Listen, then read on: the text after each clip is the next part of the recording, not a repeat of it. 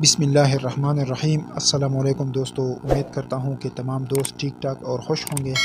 دوستو، میں ہوں کیڈٹ زین العابدین اور اپنے YouTube channel police exams preparation سے آپ سے مخاطب ہوں۔ دوستو، آج کی ویڈیو میں ہم تعزیرات پاکستان کی دفعہ 337 الف پڑھیں گے، جس میں شجا کی سزا ہے۔ اس سے پہلے ہم نے دفعہ 337 تفصیل سے پڑھا تھا، جس میں شجا کے اقسام بیان کی گئی تھے۔ آج ہم شجا کے سزا کے بارے میں پڑھیں گے۔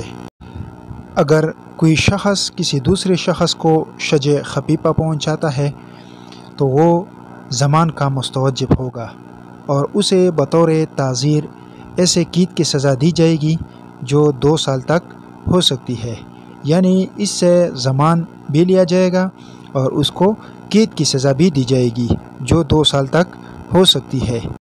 اسی طرح 337(2) میں شجع موضع کی سزا ہے، یعنی اگر کوئی شخص کسی دوسرے کو شجع موضع پہنچاتا ہے تو اسے مجاز میڈیکل افسر کے مشورے پر قصاص کی سزا دی جائے گی، اور اگر احکام اسلام کے مطابق مساوات کے اصولوں کو مد نظر رکھتی ہوئی قصاص قابل نفاذ نہ ہو تو مجرم عرش کا مستوجب ہوگا جو دیت کی 5% ہوگی، اور اسے بطور تعزیر قید کی سزا بھی دی جائے گی جو 5 سال تک ہو سکتی ہے۔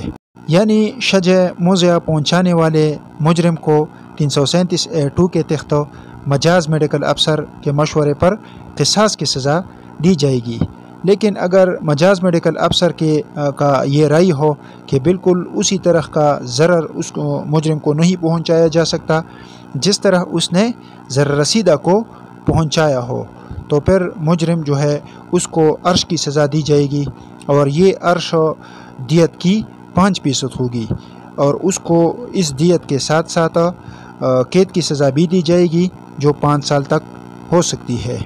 اسی طرح 337(2) میں شجع حاشمہ کے لیے سزا مقرر ہے۔ اگر کوئی شجع حاشمہ پہنچاتا ہے تو وہ عرش کا مستوجب ہوگا جو دیت کی 10% ہوگی، یعنی عرش اس سے لیا جائے گا جو دیت کی 10% ہوگی، اور اس کو بطور تعزیر قید کی سزا بھی دی جائے گی جو 7 برس تک ہو سکتی ہے۔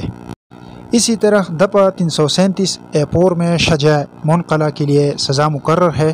اگر کوئی شخص کسی دوسرے شخص کو شجع منقلہ پہنچائے تو وہ عرش کا مستوجب ہوگا جو دیت کی 15% ہوگی، اور اس کو بطور تعزیر قید کی سزا بھی دی جائے گی جو 10 برس تک ہو سکتی ہے۔ یعنی اگر کوئی شخص اس طرح کا وہ شجع پہنچاتا ہے جو کہ شجع منقلہ ہو تو وہ جو ہے وہ عرش کا مستوجب ہوگا، یعنی اس سے عرش لیا جائے گا، اور یہ عرش دیت کی 15% ہوگی، اور اس کو بطور تعزیر قید کی سزا بھی دی جائے گی جو 10 سال تک ہو سکتی ہے۔ جبکہ دفعہ 337(5) میں شجع عامہ کے لیے سزا مقرر ہے۔ اگر کوئی شخص کسی دوسرے شخص کو شجع عامہ پہنچاتا ہے تو وہ عرش کا مستوجب ہوگا جو دیت کی 1/3 ہوگی، اور اسے بطور تعزیر قید کی سزا بھی دی جائے گی جو 14 سال تک ہو سکتی ہے۔ یعنی اگر کوئی شجع عامہ پہنچاتا ہے تو اس سے عرش لیا جائے گا جو دیت کی 1/3 ہوگی، اور اس کو 14 سال قید کی سزا بھی دی جائے گی۔ جبکہ دفعہ 337(6) میں شجع دامعہ کے لیے سزا مقرر ہے۔ اگر کوئی شخص کسی دوسرے شخص کو شجع دامعہ پہنچاتا ہے تو وہ بھی عرش کا مستوجب ہوگا جو دیت کا نصف ہوگی، یعنی اگر کوئی شجع دامعہ پہنچاتا ہے تو اس سے نصف دیت بطور عرش لیا جائے گا، اور اس کو بطور تعزیر قید کی سزا بھی دی جائے گی جو 14 سال تک ہو سکتی ہے۔ دوستو، یہ آج کی ویڈیو تھی جس میں ہم نے تعزیرات پاکستان کی دفعہ 337 الف یعنی 337(a) PPC کو تفصیل سے پڑھا، جس میں شجع کے لیے سزا مقرر ہے۔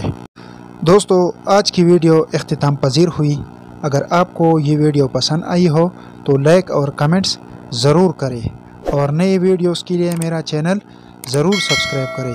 انشاءاللہ اگلی ویڈیو میں آپ کے ساتھ پھر ملاقات ہوگی۔ تب تک کے لیے مجھے اجازت دیجیے۔ خدا حافظ۔